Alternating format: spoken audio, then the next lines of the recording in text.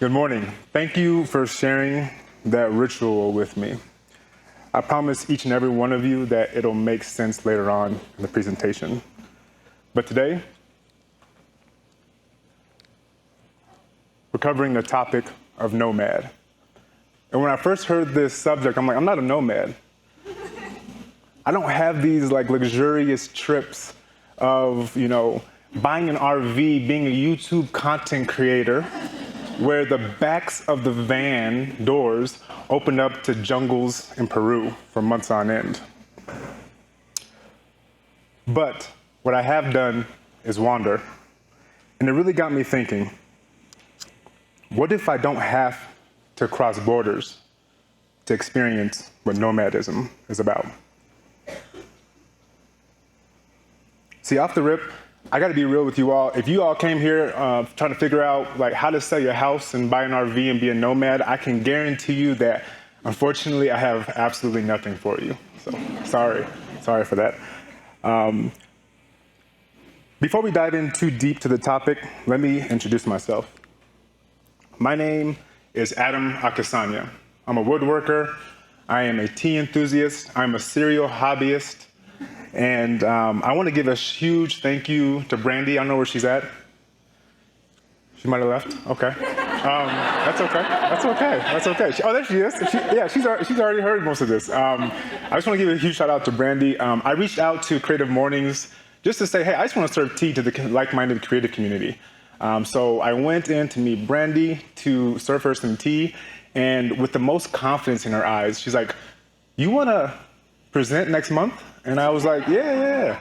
That sounds good. And she's like, 7 in the morning. I'm like, yeah. And she's like, in front of almost 100 people. I'm like, yeah. Every single time my voice got higher and higher.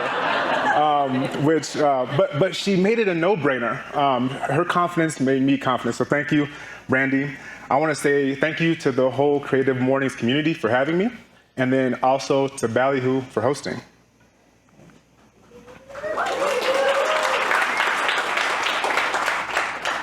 All right, we're going to start with the basics. The ancient Greek origin of the word nomad is nomos, which means roamer or wanderer of pastures. Nomad, in plain terms, is someone or a group of folks with no fixed home, always on the move. Now, we're going to go into the history of what a nomad is. We're going to go to ancient nomads, and then we're going to go to modern nomads. For ancient nomads, movement was as a necessity. By the way, I just found out that a string of camels is called a caravan, I just found that out just yesterday. But here are a couple of groups of ancient nomads, but we're going to focus on the African Tuareg. Did you know that they were the original Blue Man group, not the ones in Vegas? It's because they dyed their garments in this deep indigo blue. And the reason being, it was protecting them from the harsh sun and from insects. In doing so, their hands were dyed, and then when they're sweating in the Sahara Desert, the dye also dyes their skin. But let's sit with this just for a moment. Imagine the Sahara before the 7th century. You look around, there's endless dunes and endless skies. You rise before dawn, packed with what little you own, which is maybe a leather pouch of water, a rolled up tent, and maybe a wooden bowl that has been passed down from generation. And the food, it couldn't be more simple on the menu. It was food, bread, milk, dates. What are we having tomorrow? Food, bread, milk, and dates. And that's because you can only carry with you what you can produce. So it came from the cattle and the people that they roamed with. As far as wayfinding,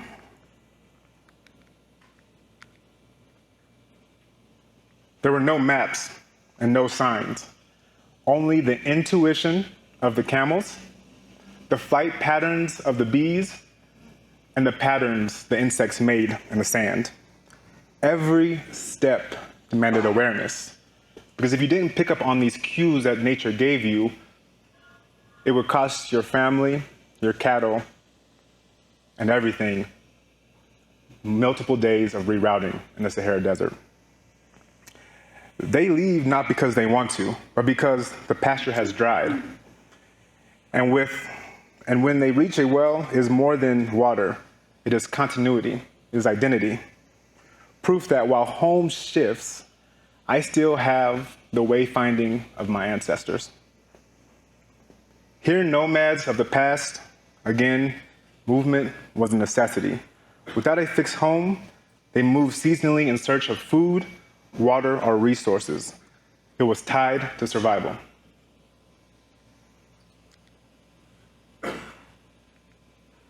Now let's fast forward to the modern nomads, which some of us are familiar with. Who here has ever been identified as a digital nomad?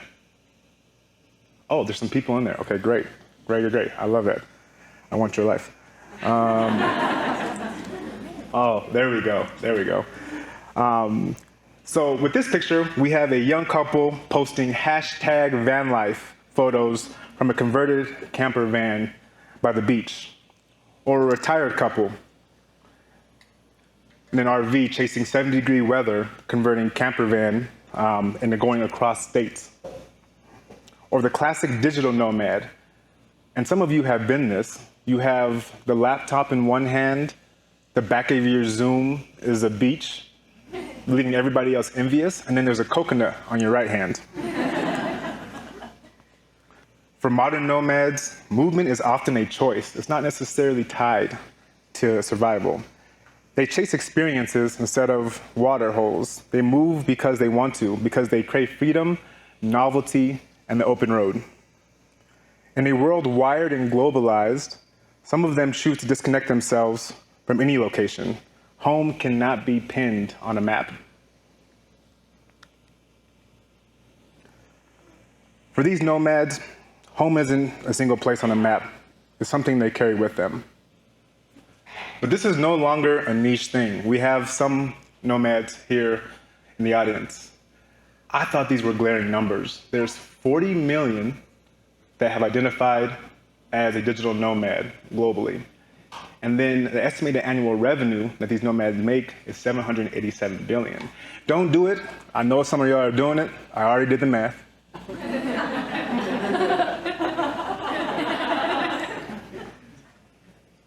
That means that out of these 40 million, everybody's getting 19 million. Now, I suppose that it's because, again, one of these digital nomads is probably a 12-year-old YouTuber making probably half of that 787 billion. So I'm not here to tell you to quit your day job. Please don't quit your day job.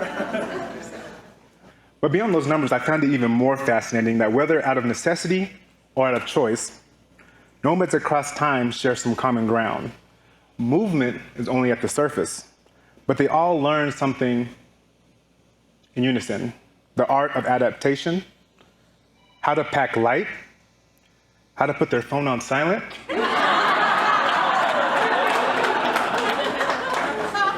and always being ready for change.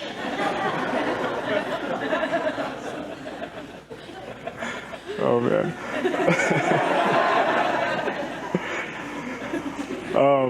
They find home within themselves and people around them, rather than stuff in buildings.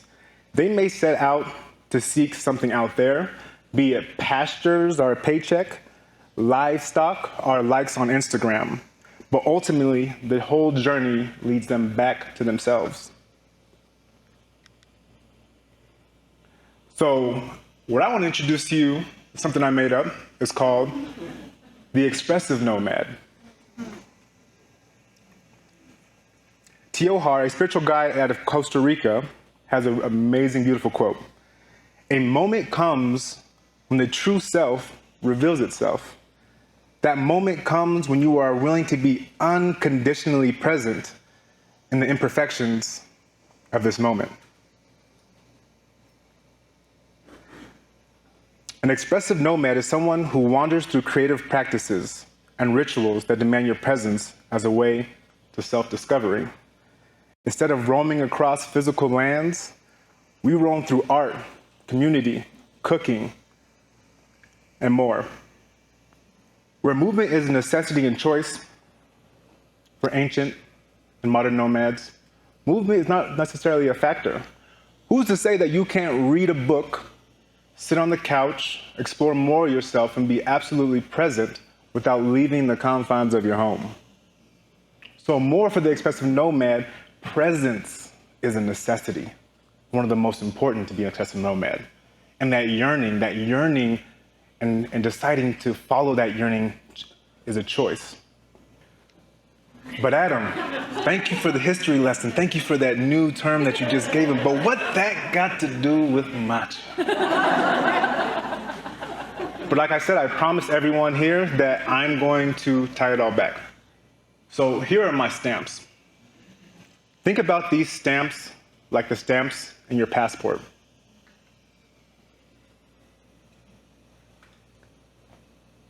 When you look at a passport, you have these stamps that have told you where you've been. You look back at them and you're like, I've been to these many places. But what about a personal passport, where there's activities and things that you were courageous enough to try, and it shaped who you are? Those are different types of stamps. Those are stamps of an expressive nomad. I'm going to share a few of these stamps that I have. We'll start with the matcha whisk. You've already seen that this morning. And let me tell you why that simple act means so much to me. I found this ritual preparing tea back in 2019 when too much caffeine from a caffeine sensitivity turned into crippling anxiety. My days were wildly inconsistent. One moment I felt like I could take over the world, the next I came crashing down in the weight of my own doubt. The Mr. Jekyll and Hyde costume was like one side of me was zooming with all of this energy. That side runs on nothing but vibes and cold brew. The other side was dragging through mountains of uncertainty, having to carry out whatever my other side, pumped with artificial caffeine, said yes to. So I needed an alternative. Something to fill up my mornings that didn't have as much caffeine. What began as a search for a new morning drink became something I didn't expect, a path to self-discovery, a ritual that demanded presence, and later, a creation called Akisanya.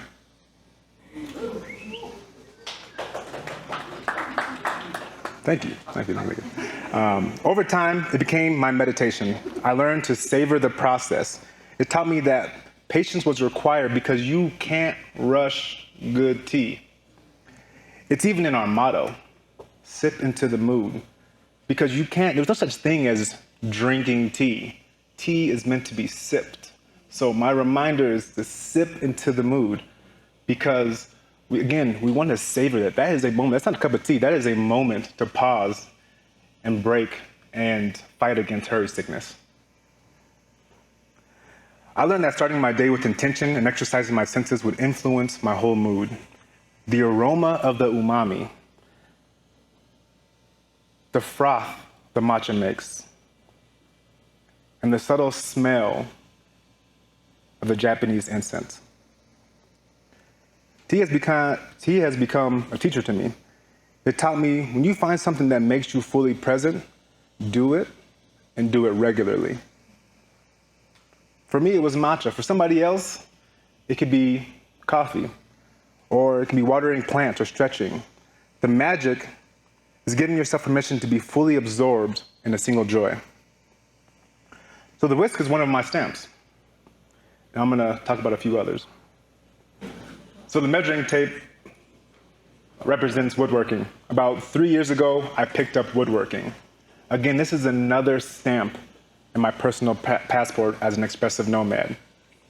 With woodworking, you're measuring to the 32nd of an inch sometimes.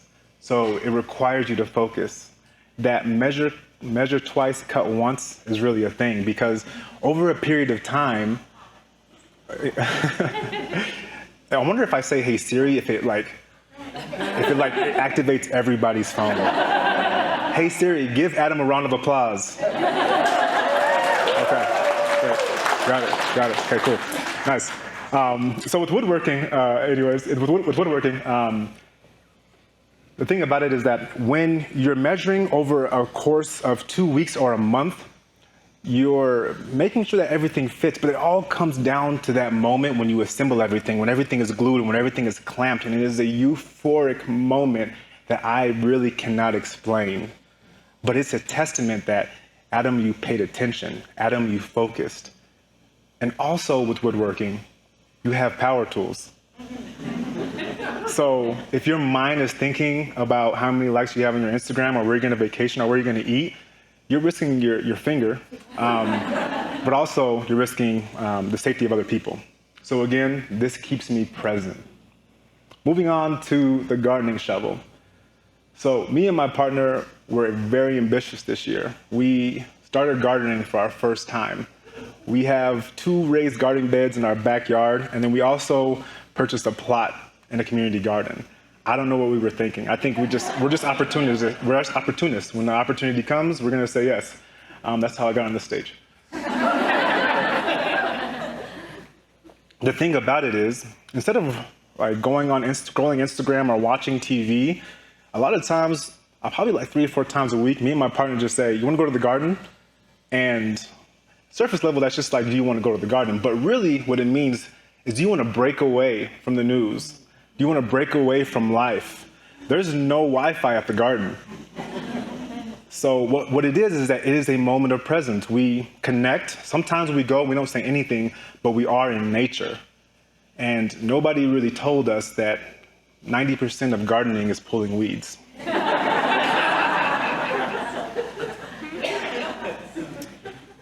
And then last are the Chuck Taylors.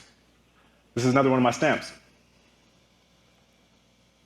Right now, in any other Friday of the year, I'd be walking with my brothers. Some of them over there are in the audience. Every Friday, we walk from 8 to 9. You have run clubs, you have reading clubs, you have all these clubs where you have to prepare. This is probably the lowest hanging fruit. Just come and walk. And in the group, there are a lot of comedians. So again, it demands presence, because if your mind is somewhere else, you're going to either miss the joke or you're going to be a part of the joke and not even know it. So again, another thing that's a stamp of my creative or my expressive nomadism. And here's a collage of how it all plays out. This is my passport, the United Expressions of Adam.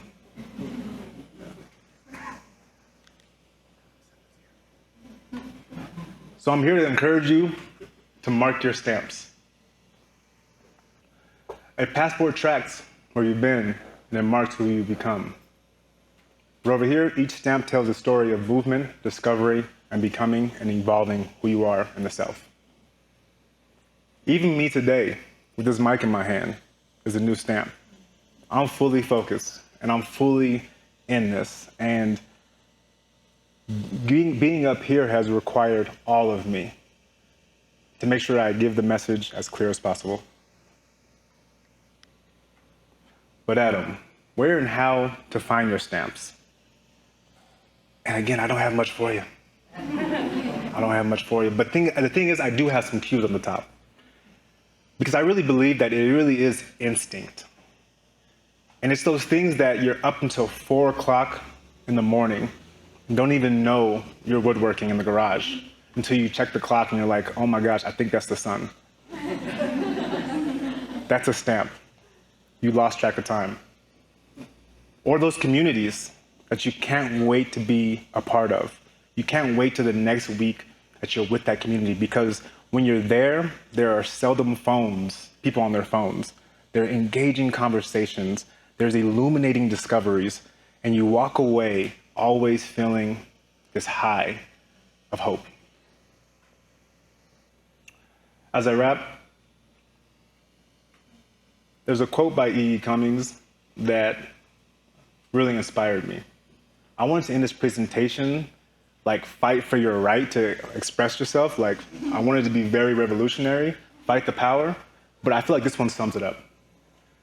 To be nobody but yourself in a world which is doing its best night and day to make you everybody else but yourself means to fight the hardest battle which any human being can fight and never stop fighting. I'm gonna pause, and I would love for everybody to read that again by themselves.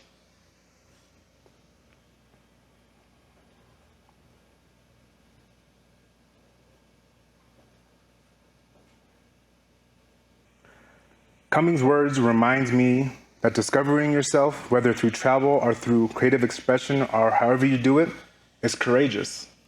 I was looking at that CreativeMornings manifesto, and it is bravery to go into these creative ventures. It is bravery to be yourself, and you do have to fight for it, because I guarantee you there are more things in life that will distract you or make you feel like you have to compare yourself to others than doing what your heart desires.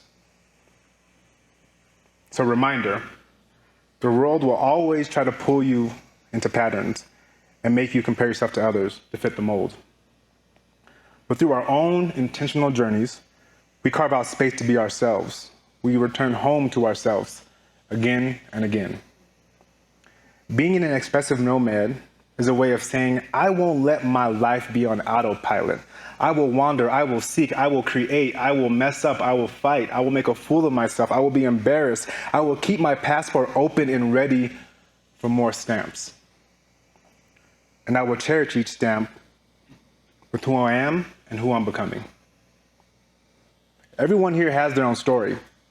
My hope is that after today, you might see your daily routine or your hobbies in a new light, an adventure, and make sure that it's a journey worth taking.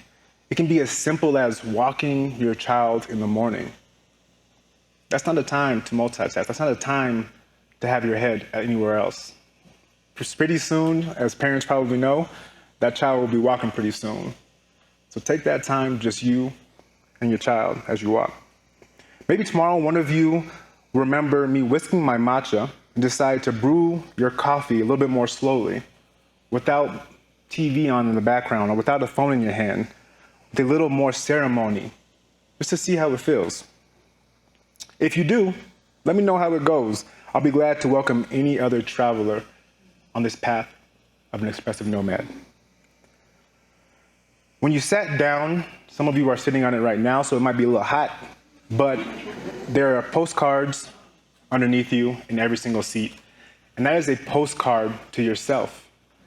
Before you leave, or while you're on the way to work, I want you to just do one thing and just figure out, what is one of my stamps?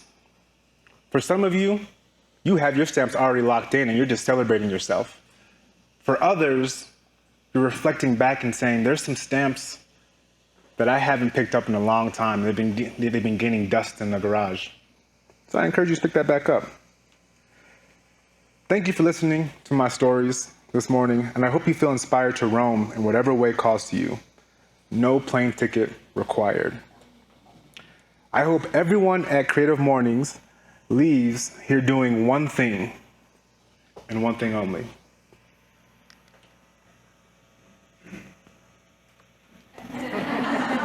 Express yourself.